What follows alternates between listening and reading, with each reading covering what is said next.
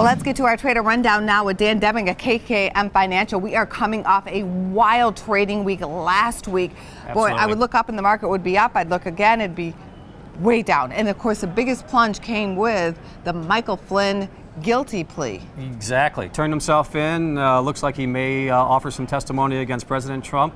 Delayed the tax reform bill as well. So, that's all those things certainly impacted the market last week. So traders who were trading, say, the VIX, the S&P 500, the Russell, they really had a great ride. I mean, there was an opportunity here. They had a great ride. You're right. We saw an explosion in the middle of last week, Angie, when we saw the markets react to the idea of the tax reform bill getting pushed through. We saw all major averages pushed to all record highs across the board, some serious strength.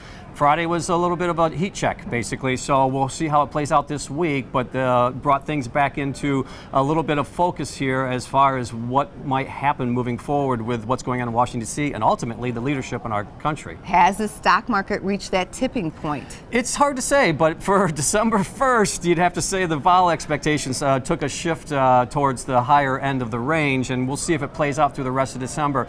It may, Angie, ultimately, though, it's too early to tell because the momentum underneath this market has been very strong, and if this is, again, just a little bit of a hiccup, it may be able to gather itself, and it was probably overdue to be reined in a little bit because we did see that explosion in the middle of the last week. Stay on those toes, Dan. Definitely staying on your toes right now. We saw a lot of activity on the floor last Friday, and I expect it to continue this week. Thank you so much. Have a great trading day. Yeah, thanks for having me.